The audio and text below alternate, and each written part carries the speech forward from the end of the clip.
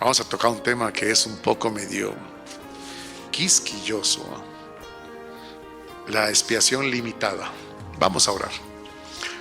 Padre, en el nombre de tu Hijo Jesús te damos gracias porque nos permites hacer historia y recordar la historia que hace muchos años un hombre se dedicó a desenterrar los principios doctrinales en el cual la Iglesia Reformada está sustentada y fue sacudida a Europa con este tipo de pensamiento.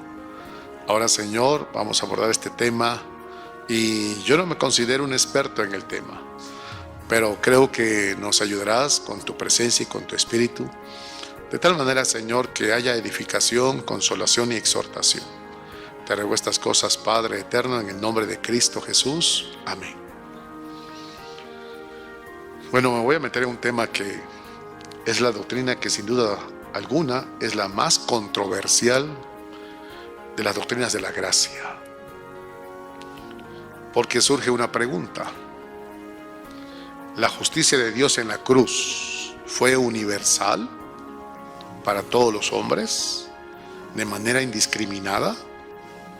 ¿O la justicia de Jesús en la cruz fue específica, fue definitiva, solo para los elegidos y nadie más? Nadie más. Por eso este asunto de la doctrina de la expiación limitada es un tema muy controversial. Este tema fue el punto más contencioso en el sínodo de Dort, en Dordrecht, en Alemania, en el año de 1618. Por 2 años discutieron esto, hasta el año de 1619. Y continúa siendo una de las doctrinas más controversiales de la salvación. ¿Jesús murió en la cruz por todos los hombres, o solamente por los que van a ser salvos nada más? Bueno, vamos a ver los puntos que están involucrados. El primer asunto, el primer concepto doctrinal que está involucrado en este tema es, pues, el tema de la expiación. ¿Qué es la expiación? Es la obra de Dios a favor de los pecadores para que tengan relación con Él. Eso es expiación. Es la obra de Dios a favor de los pecadores para que puedan tener relación con Dios. Eso es expiación. La expiación resuelve el problema del pecado humano, a manera que la gente pueda disfrutar una comunión con Dios. La expiación resuelve el problema del pecado humano, así que puede gozar de una relación o disfrutar de una relación completa con Dios. Y para que haya expiación, pues tiene que haber cruz. No puede haber expiación sin cruz. Y la segunda cosa, el pago de nuestros pecados. La expiación se va a dirigir en 2 áreas: la muerte de Jesús en la cruz, y la segunda, el pago de nuestros pecados. Eso es expiación. En otras palabras, Jesús cargó con el pecado de la humanidad. Voy a abrir la Biblia en la segunda carta a los Corintios, capítulo número 5.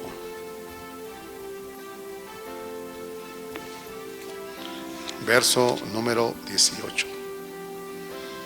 Y todo esto proviene de Dios, quien nos reconcilió consigo mismo por Cristo y nos dio el ministerio de la reconciliación.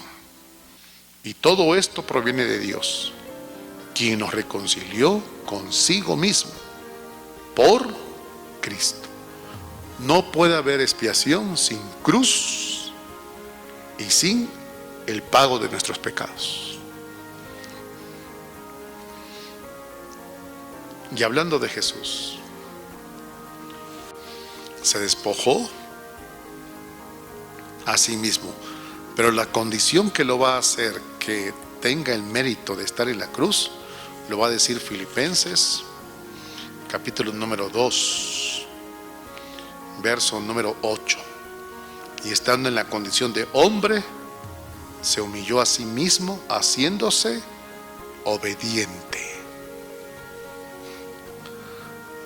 Ayer Jesús decidió entonces despojarse de su divinidad y, llegado el tiempo apropiado, nacer de mujer. Pero dice el versículo número 8 de Filipenses, que estando en la condición de hombre, se humilló a sí mismo. Estando en la condición de hombre, se humilló a sí mismo, haciéndose obediente hasta la muerte y muerte de cruz.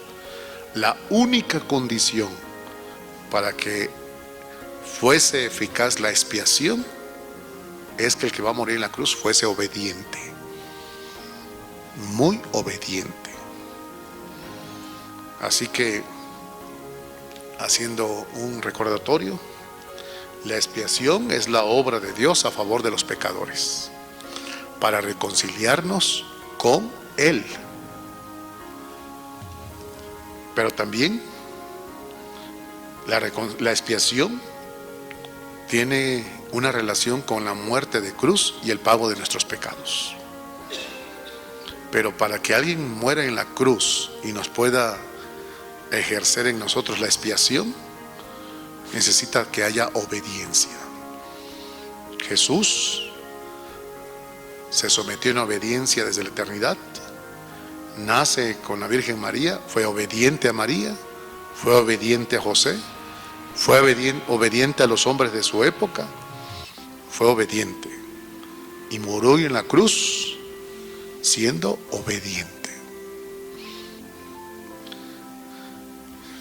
Si la expiación es quitarnos el pecado, entra el segundo concepto doctrinal aquí, que es la propiciación. Y la propiciación es aplacar la ira del Padre.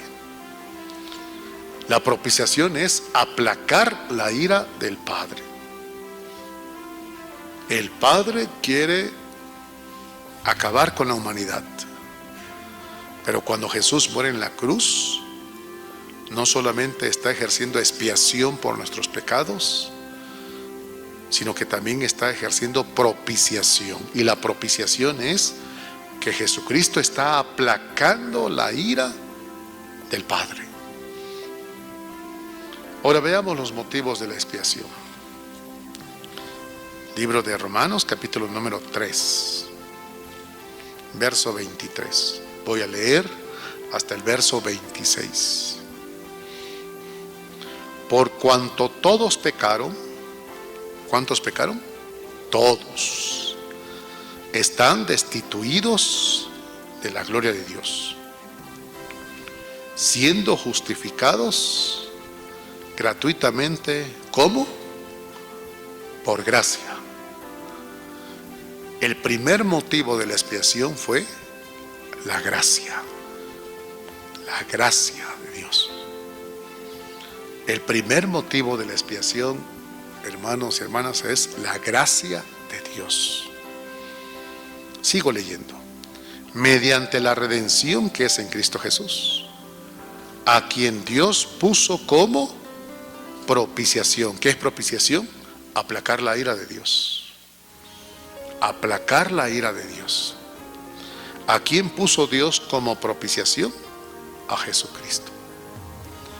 ¿Quién era el único que podía aplacar la ira de Dios? No eran los machos cabríos, ni el sacerdocio de Aarón, ni la buena moral, ni las buenas costumbres, ni las buenas obras. No, el único que puede aplacar la ira de Dios, ese es Jesucristo, a quien Dios puso como propiciación, manifestar, ¿qué cosa, hermanos? Su justicia. El segundo elemento de la expiación es su justicia. ¿Cuáles fueron los motivos de Dios para que Jesucristo muriera en la cruz en expiación y en propiciación? Uno, su gracia. 2, su justicia. A causa de haber pasado por alto, observa eso, a causa de haber pasado por alto en su paciencia los pecados pasados, con la mira de manifestar en este tiempo, ¿qué cosa? Su justicia. ¿Qué es lo que Dios quiere manifestar en este tiempo? Es su justicia, a fin de que Él sea el justo y el que justifica al que es de la fe de Jesús. Bueno, así que el que exhibió a Jesús en la cruz no fueron los romanos. El que exhibió a Jesús en la cruz tampoco fueron los sacerdotes judíos ni los fariseos. El que exhibió a Jesús en la cruz fue el propio Padre Celestial, porque va a manifestar su gracia y va a manifestar su justicia. Su justicia. Así que el que exhibe a su Hijo en la cruz no es la religión de los judíos, ni es la ley, ni son los romanos, ni son los sacerdotes judíos, ni es Satanás. Quien lo va a exhibir es Dios, es el Padre, por su gracia y por su justicia. Voy a volver a leer el pasaje para que hilemos estos dos temas de su gracia y su justicia. Por cuanto todos pecaron y están destituidos de la gloria de Dios, siendo justificados gratuitamente por su gracia, mediante la redención que es en Cristo Jesús, a quien Dios puso como propiciación para aplacar la ira por medio de la fe en su sangre. El asunto no es solamente la cruz y la obediencia de Jesús. El pasaje está diciendo que también el otro elemento, ¿qué es, hermanos? Su sangre. Su sangre. Sin derramamiento de sangre no hay remisión de pecados. Su sangre. Es su sangre.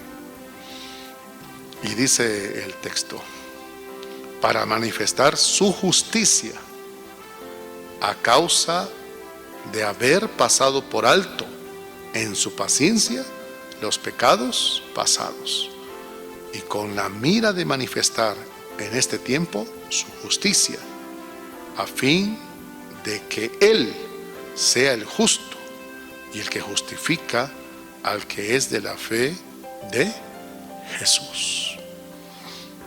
Así que la expiación tiene que ver con la propiciación, la expiación tiene que ver con la cruz, la expiación tiene que ver con el pago de nuestros pecados, la expiación tiene que ver con la sangre. Y el único elemento que necesitaba Jesús para poder expiar era la obediencia. Si Él no hubiera sido obediente, su sacrificio en la cruz hubiera sido de embalde. Tenía que haber sido obediente. Adán solamente fue tentado en una sola tentación, que no comiera del fruto del árbol. Jesús fue tentado en todo. Por eso podemos nosotros acercarnos a Él confiadamente. La presión que tuvo Adán solamente fue una tentación. La presión que tuvo Jesús fueron todas las tentaciones de todos los hombres. Fue tentado en todo, pero sin pecado. Así que entonces Él vivió en obediencia hasta la muerte y muerte de cruz.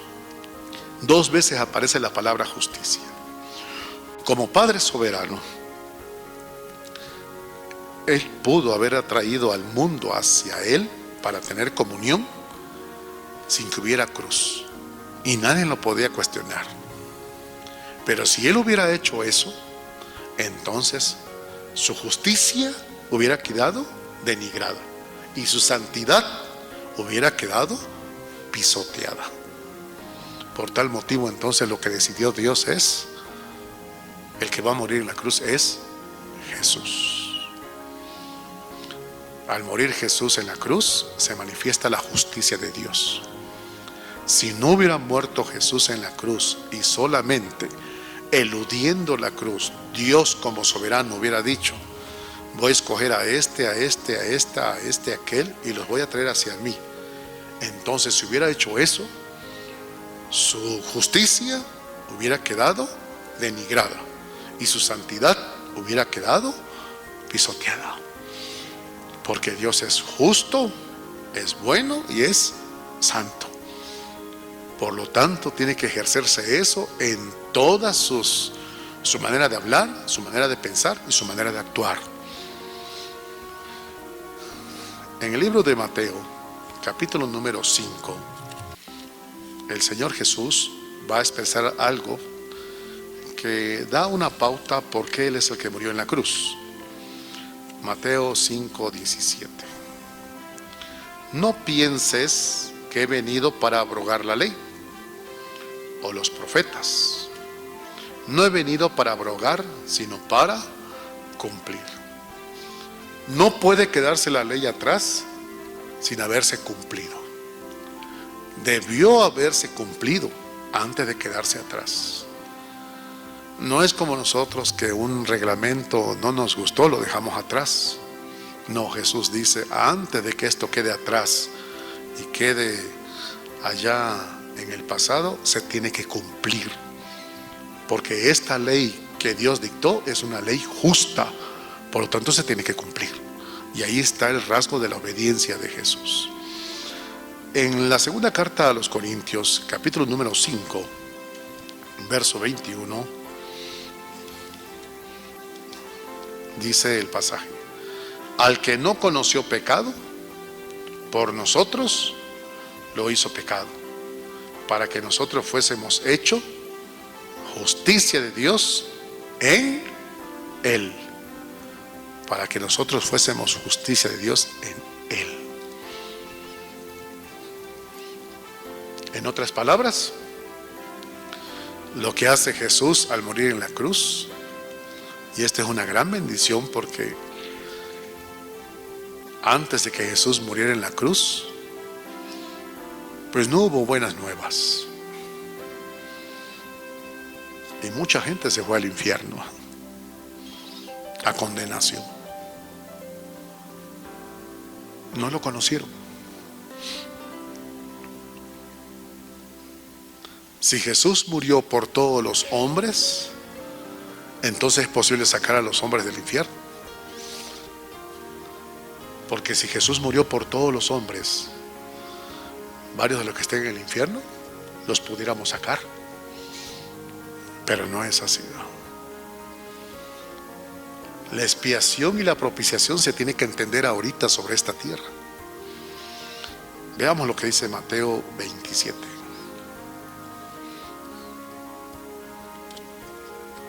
Verso 36.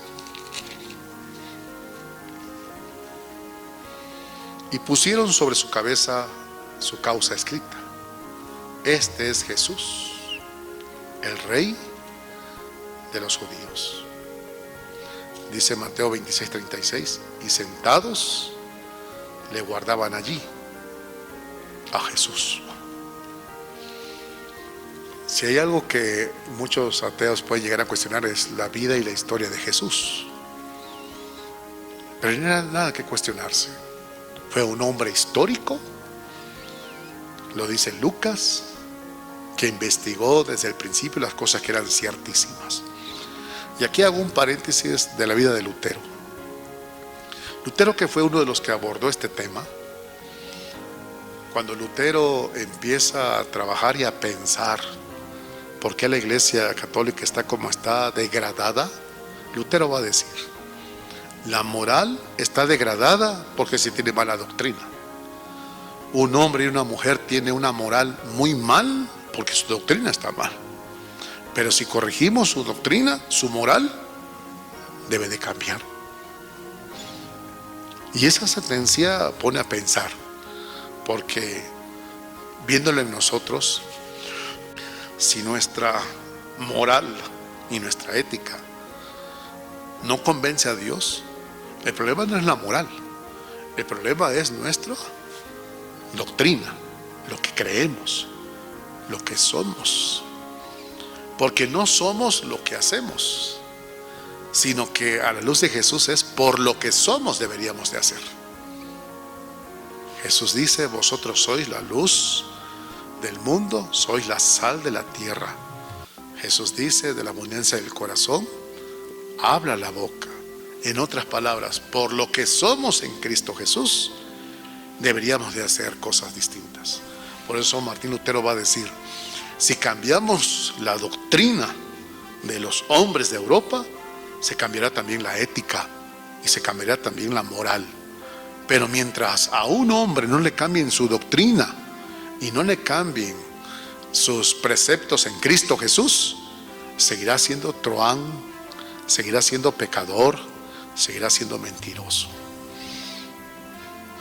Entonces, al volver al asunto de la expiación, una de las cosas que va a decir Martín Lutero es: lo que Jesús hizo en la cruz fue un asunto penal, por cuanto todos pecaron, todos somos culpables y todos somos destituidos, y la ira de Dios está sobre todos. Al morir Jesús en la cruz, entonces está ejerciendo Jesús una actividad penal, es decir, está pagando una deuda, está pagando un precio que solamente se puede pagar con sangre. Lo debe de hacer un hombre obediente, lo debe de ser un hombre tentado en todo pero sin pecado, lo debe ser un hombre para aplacar la ira de Dios. Es un asunto penal. La segunda característica de la expiación es que es una expiación sustitutiva o vicaria. La palabra vicaria significa sustituir. Esto significa que a nosotros nos tocaba pagarle a Dios, pero no íbamos a poder. Por lo tanto, Jesús lo hizo por nosotros. No íbamos a poder pagar todo lo que le habíamos hecho de mal a Dios. Por lo tanto, Jesucristo lo tuvo que hacer por nosotros, de una manera sustitutiva. Y entonces, habiendo explicado brevemente lo de la expiación, entramos a la pregunta: ¿murió Cristo por todos los seres humanos o solo por los redimidos de Dios? Porque había personas en el infierno cuando Cristo murió en la cruz. Ya había personas en el infierno y en el tormento cuando Cristo murió en la cruz. ¿Podían ellos salir del infierno después de que Cristo fue sacrificado?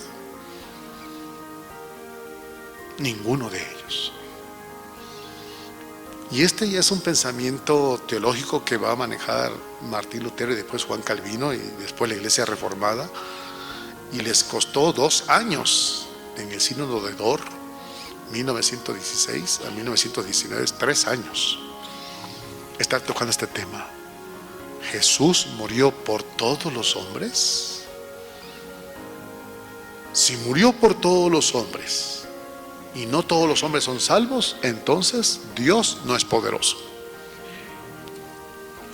Satanás es poderoso. Vuelvo a decir, si Dios murió, si Jesús murió por todos los hombres, pero no todos los hombres están en salvación, entonces el sacrificio de Jesús no fue poderoso. Y entonces Dios no es poderoso. Entonces el que ganó la batalla fue Satanás. Por eso entré una pregunta doctrinal. ¿Había personas en el infierno cuando Cristo murió en la cruz? Sí las había. Cuando Jesús dijo en la cruz, perdónalos, porque no saben lo que hacen, la pregunta es, ¿se refería nada más a los romanos y al pueblo que lo estaba agrediendo, o a todos nosotros? Y si le dio el perdón a todos nosotros, ¿por qué varios de los que están en el infierno no pudieron salir y dicen, bueno, ya fui perdonado? Porque entonces quedaría pisoteada su justicia. Hay un término que se va a manejar aquí, hermanos. Observen, voy a regresar a Romanos 3 y espero que lo subraye. Romanos 3. ¿Cuál es la clave, hermanos? Leímos del 23 al 26. ¿Cuál es la clave?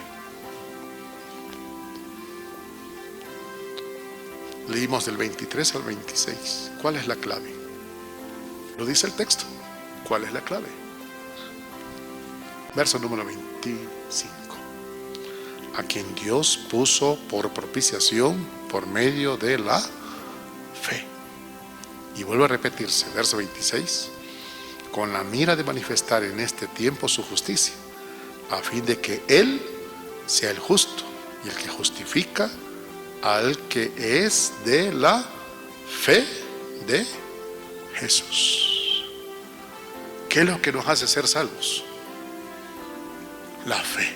Y esto, dice Efesios 2, y esto no es de nosotros, pues es un don de Dios. De tal manera, hermanos, que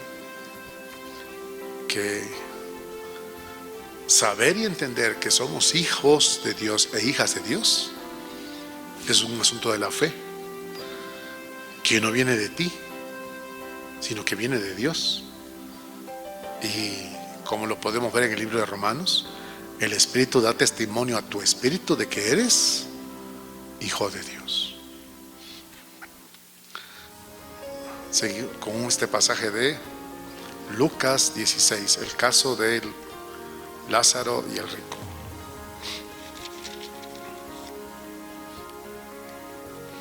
Lucas 16, verso 31.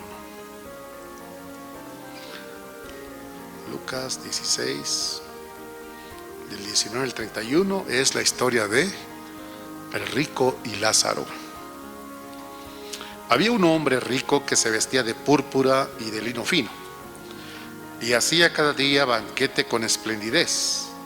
Había también un mendigo llamado Lázaro que estaba echado a la puerta de aquel, lleno de llagas, y ansiaba saciarse de las migajas que caían de la mesa del rico.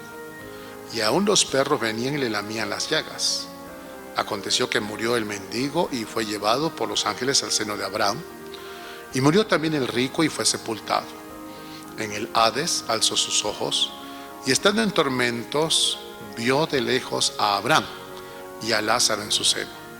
Entonces él, dando voces, dijo: Padre Abraham, ten misericordia de mí, y envía a Lázaro para que moje la punta de su dedo en agua y refresque mi lengua, porque estoy atormentado en esta llama. Pero Abraham le dijo: Hijo, acuérdate que recibiste tus bienes en tu vida, y Lázaro también males, pero ahora éste es consolado aquí y tú atormentado. Además de todo esto, una gran sima está puesta entre nosotros y vosotros, de manera que los que quisieren pasar de aquí a vosotros no pueden, ni de allá pasar acá. Entonces le dijo: Te ruego pues, Padre, que le envíes a la casa de mi padre, porque tengo 5 hermanos, para que les testifique, a fin de que no vengan ellos también a este lugar de tormento. Y Abraham le dijo: A Moisés y a los profetas tienen, óiganlos. Él entonces dijo: No, padre Abraham, pero si alguno fuere a ellos de entre los muertos, se arrepentirán. Mas Abraham le dijo: Si no oyeren a Moisés y a los profetas, tampoco se persuadirán, aunque alguno se levante de los muertos. Hebreos 9:27 dice: Está escrito que los hombres mueran una sola vez, y después de esto el juicio. Y lo voy a unir, antes de explicar este pasaje, con lo que dice el Evangelio de Juan. Este pasaje de Juan, capítulo número 3. Juan 3:17. Porque no envió Dios a su Hijo al mundo para condenar al mundo, sino para que el mundo sea salvo por él. El que en él cree no es condenado, pero el que no cree ya ha sido condenado porque no ha creído en el nombre del unigénito Hijo de Dios. La postura de la expiación limitada va a decir que aquí en la tierra tendrás una oportunidad de escuchar el Evangelio. Y esto es otra cosa, es otro misterio interesante. Porque a lo largo de los estudios bíblicos, el hombre y la mujer que pone interés en la palabra, Dios le abre su corazón. Pero aquel hombre y aquella mujer que no pone interés en la palabra, su corazón va a estar cerrado. Cerrado. Dios abre su corazón. Lo vemos con aquel hombre que iba a Candace y el diácono Felipe se acercó y le dijo: ¿entiendes lo que lees? El hombre está poniendo su atención en la palabra. Lidia, la que estaba escuchando atentamente a Pablo, dice, estaba escuchando atentamente a Pablo y Dios abrió su corazón. Bueno, en el pasaje que acabamos de ver, y Hebreos 9:27 y Juan, el que no creyó ya ha sido condenado. Por tal motivo, los teólogos que defienden el asunto de la expiación limitada dicen: si la sangre de Cristo Él hubiera derramado por todos los hombres serían salvos. Pero el día de hoy hay muchos hombres y mujeres que están en el infierno. Y habiendo conocido el mensaje de Jesucristo y no habiéndolo tenido en atención, no se abrió su corazón. Porque este es otro asunto de debate. Si Dios no abre mi corazón, entonces el culpable de no recibir a Jesucristo no soy yo. ¿Quién es? Si Dios no abre mi corazón, entonces el culpable de no recibir a Jesucristo, yo y mi corazón, no soy yo. ¿Quién es? Es Dios. Y si Dios es el culpable, entonces yo, ¿por qué no voy al infierno? Pero entramos con un asunto de libre albedrío. Y ahí entra el asunto de poner atención. Recuerden lo que dice Samuel allá. Dice: la obstinación es como pecado de adivinación, pero la falta de atención es un pecado de muerte. La falta de atención. Cuando leemos el Antiguo Testamento, va a decir Dios: atiende mis caminos. En el libro de Proverbios: atiende mis palabras. Jesús lo va a decir de otras maneras: el que tenga oídos para oír, oiga. En el libro del Apocalipsis va a decir: bienaventurados los que oyen, los que leen y los que guardan la palabra. Eso es atención. Así que el Evangelio es expuesto, pero si no lo recibimos con atención, entonces, porque estamos hablando de su justicia. Estamos hablando de su justicia. Y no podemos decir entonces: bueno, como yo no fui escogido y no fui apartado, yo no soy culpable. Lo cierto es que va a decir el texto: por cuanto todos pecamos, todos estamos destituidos. Y es una acción de gracia el que Dios haya apartado a algunos para salvación y para redención. Si Cristo, una vez que alguien pasa el umbral de la muerte, ya no tiene vuelta para atrás. Una vez que alguien ya muere de la condenación o no condenación, no hay vuelta para atrás. Como leí en el libro de Juan: si vino a Jesucristo, tiene vida eterna. Si no vino a Jesucristo, tiene condenación eterna. Pero no hay vuelta para atrás. Es increíble este misterio de Dios, porque a pesar de lo que somos, habiendo sido elegidos, como dice el apóstol Pablo, el que comenzó en nosotros la buena obra, Él tiene paciencia, y tiene paciencia, y tiene paciencia, y tiene paciencia, y tiene paciencia. Por eso aquí va a haber una disyuntiva teológica. Va a haber hipercalvinismo, supracalvinismo y calvinismo moderado. Hipercalvinismo es está para perdición y se va a perdición. Hipercalvinismo. Supracalvinismo es fue escogido para salvación y va a ser salvo pase lo que pase. Y calvinismo moderado es: este hombre va a tomar la decisión de, habiendo experimentado las bendiciones del reino de los cielos, como lo dice el libro de Hebreos, tomar la decisión de cuidar su salvación tan grande y decir como el apóstol Pablo: no que lo haya ganado ya, sino que peleo para hacer aquello para lo cual yo fui llamado a. Por eso les comentaba que este tipo de doctrina es muy quisquillosa y de mucha controversia. Pero para responderle a ustedes desde mi convicción, Erasmo desde la eternidad está destituido de la gloria de Dios. Y veo la gracia de Dios cuando rescata Dios a Erasmo y lo tolera con todos sus pecados. Habiéndolo rescatado de la vana manera de vivir, y habiendo aceptado Erasmo a Jesucristo como su único y suficiente Salvador, y habiendo estado atento como su única tabla de salvación el Evangelio, Jesús entra a su corazón. Pero después de haber aceptado a Jesús, Erasmo se siguió drogando, como por año y medio. Iba a la iglesia y me drogaba. Y después me hice miembro de la iglesia y seguía yo con otros pecados.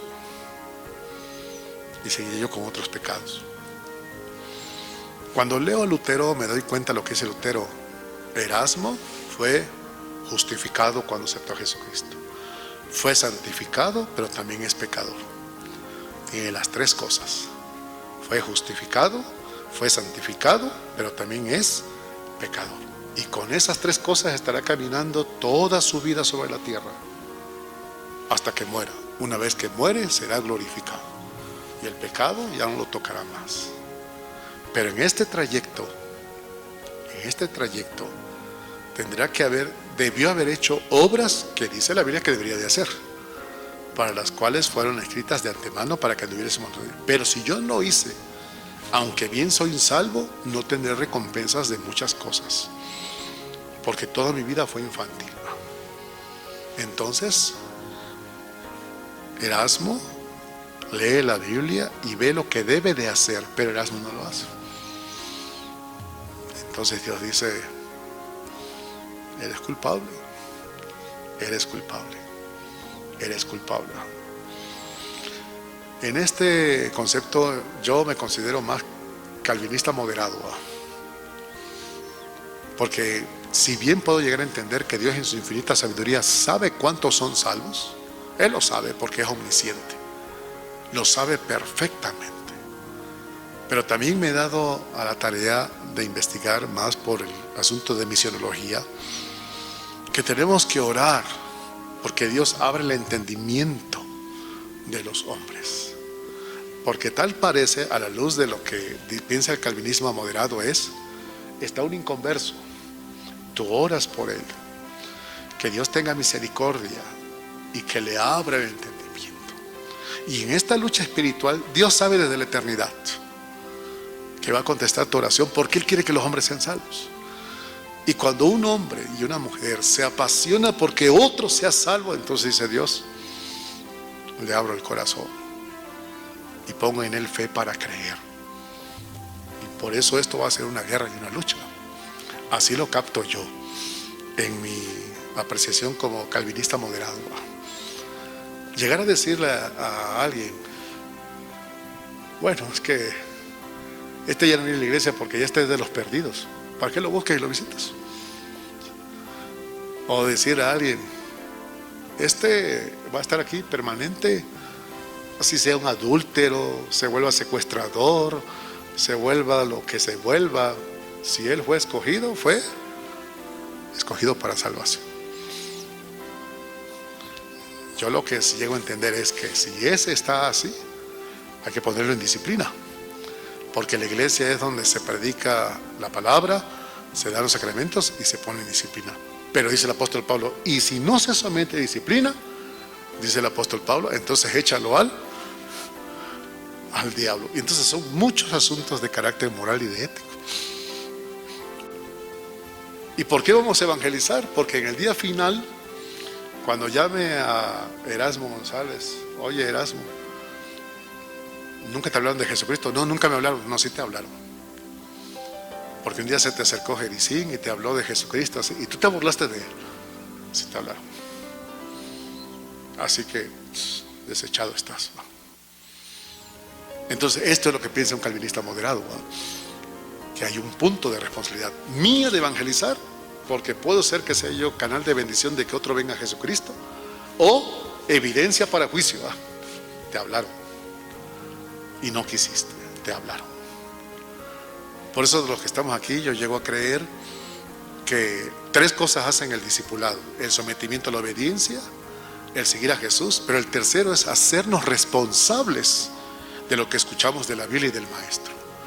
Al hacernos responsables, podemos llegar a creer. Pero si mi responsabilidad va a estar basada en cómo se comporta el otro y lo que dice el otro y con lo que hace el otro y cómo lo hace y lo dice, mejor ya no sigo con ellos porque yo no quiero ser como ellos. Allí ya esa persona ya está, ya casi está a un punto para abajo. Bueno, voy al Evangelio de Juan, capítulo número 6, verso 36. Este pasaje es un pasaje que manejan los teólogos de una manera muy contundente. Juan 6, 36. Mas os he dicho que aunque me habéis visto, no creáis. Todo lo que el Padre me da, vendrá a mí. Y el que a mí viene, yo no le echo fuera. Porque he descendido del cielo, no para hacer mi voluntad, sino la voluntad del que me envió. Y esta es la voluntad del Padre, el que me envió, que todo lo que me diere, no pierda yo nada, sino que lo resucite en el día postrero. Capítulo 17 de Juan, y ahorita comentamos. Verso 2. Como le has dado potestad sobre toda carne, para que dé vida eterna a todos los que le diste. Los que le diste. Verso 6. He manifestado tu nombre a los hombres, que del mundo me diste. Tuyos eran, pasado, y me los diste, y han guardado tu palabra. Verso 7. Ahora han conocido que todas las cosas que me has dado proceden de ti. Verso 9. Yo ruego por ellos. No ruego por quién, por el mundo. Ruego por ellos. No os ruego por el mundo, sino por los que me diste, porque tuyos son. Y todo lo mío es tuyo, y lo tuyo mío, y he sido glorificado en ellos. Juan 10. Juan 10, verso 24. Y le rodearon los judíos y le dijeron: ¿hasta cuándo nos turbarás el alma? Si tú eres el Cristo, dínoslo abiertamente. Jesús le respondió: os lo he dicho y no creéis. Las obras que yo hago en nombre de mi Padre, ellas dan testimonio de mí. Fíjense lo que dice: pero vosotros no creéis, porque no sois de mis ovejas, como os he dicho. Mis ovejas oyen mi voz y yo las conozco. ¿Y qué hacen las ovejas? Le siguen. Y yo les doy vida eterna, y no perecerán jamás, ni nadie las arrebatará de mi mano. Mi Padre me las dio, es mayor que todos, y nadie las puede arrebatar de la mano de mi Padre. Y esto lo está diciendo Jesús, no lo está diciendo el apóstol Pablo. Qué interesante, por eso a veces les comento desde el púlpito, estamos las personas que creemos en Jesús, y estamos los que creemos en Jesús y seguimos a Jesús. Porque en el Evangelio de Juan dice que muchos creyeron en su nombre, pero Jesús no se fiaba de ellos porque los conocía a todos. Pero los discípulos no solamente creen en Jesús, sino deciden seguir a Jesús. Y ahí ya toma una decisión y una responsabilidad. Que cada día yo tome mi cruz y siga a Jesús. Y no esté pensando en el pasado. Oh, cuando yo lo recibí allá en aquel basurero. Oh, cuando yo me volví a reconsagrar en aquella campaña. Oh, cuando me volví a reconsagrar en aquella otra campaña. Oh, cuando me volví a reconsagrar allá. Y me volví a reconsagrar y me volví a reconsagrar. El asunto es, oyes mi voz y me sigues. Entonces, hay para pensar este pasaje del versículo número 26, porque dice: pero vosotros no creéis, porque no sois de mis ovejas, como os he dicho. Mis ovejas oyen mi voz y yo las conozco y me siguen. Y yo les doy vida eterna y no perecerán jamás, ni nadie las arrebatará de mi mano. Esto lo considero más en un calvinismo moderado, ¿no? Decido seguir a Jesús, porque lo vemos con los pastores que tuvo el apóstol Pablo. Pablo tuvo pastores que fueron fieles a él y lo siguieron, pero de pronto se echaron para atrás. Y habla de un tal Demas, amando más a este mundo, dice, me ha dejado. Amando a este mundo, me ha dejado atrás. Se echó para atrás. Y si hiciéramos un estudio con la conciencia de lo que es volverse hacia atrás, lo que es retroceder, pues no está en función con lo que dijo Jesús. Jesús dijo: cualquiera que pone la mano en el arado y voltea hacia atrás, ya no es apto del reino de los cielos. Bueno, ¿qué podemos aprender en esta noche? Número uno, hermanas y hermanos, que si estamos en un templo y hemos nosotros teniendo la convicción de que Jesucristo está en nuestro corazón, no es por nosotros. Llegó un momento en que te pusiste muy atento y te dijeron palabras y las atendiste y las pensaste y las pensaste, y entonces el Señor reveló a su Hijo Jesucristo y ahí está el Padre y el Hijo haciendo morada juntamente con el Espíritu. Ahora, ¿qué resta? Tomar una decisión, seguirlo. Sé fiel hasta la muerte y yo te daré la corona de la vida, ¿va? Así como lo piensa el calvinismo moderado, ¿va? Yo me considero de esa línea. Dale atención, Señor, que abra su corazón, que atienda tu palabra, Señor, que atienda tu palabra. No que te reciba, porque ningún hombre recibe a Jesús. Que atienda tu palabra. Y una vez que atienda tu palabra, tú le pongas fe para creer. Porque por gracia sois salvos por medio de la fe. Y esto no es de vosotros. Ponle esa fe para creer. Y habiendo tenido esa fe para creer, entonces poder admitir la palabra y entender eso, lo que llamamos como recibir a Jesús. Pero si es uno de nuestros hijos o de nuestros familiares, entonces ahora hay que trabajar con ellos. Trabajar con ellos y trabajar con ellos y trabajar con ellos para que entiendan su nueva posición. de estar en Cristo. Es curioso, hermanos, que los presbiterianos que creemos esto, porque es de las doctrinas básicas, son los que comenzaron la obra misionera. Y este que comenzó la obra misionera fue un presbiteriano llamado Guillermo Carey. Fue el que comenzó el movimiento misionero. Ya para esto, 100 años antes lo había comenzado la Iglesia Católica. Pero Guillermo Carey comenzó cuando descubrió el asunto de la salvación. Entonces, hermanos, ¿qué puede quedar en nuestro corazón? Bueno, Dios escogió a un hombre, ¿va?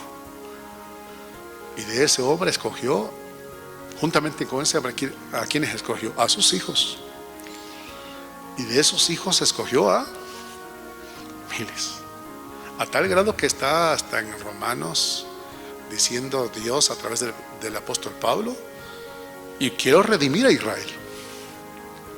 Ahora consideren esta salvación que tenemos. Dios te escoge a ti y a mí, como mujer y como hombre. Pero no solamente te escoge a ti y a mí. Sabe que nos vamos a casar. Entonces aparece un pasaje allí en el libro de Hechos que dice: porque la promesa es para vosotros y para vuestros hijos. Acuérdense, primero viene una bendición, la salvación, viene un pacto, y después de ese pacto viene una promesa, ¿no? Así que cuando nuestros muchachos y nuestros nietos tienen un padre y un abuelo evangélico, ¿qué crees que está queriendo Dios hacer? También alcanzarlos. Porque el sacerdocio es así. Llamó a Aarón y llamó a ¿quiénes? Llamó a sus hijos. Llamó a sus hijos. Así que, hermanos, es un misterio.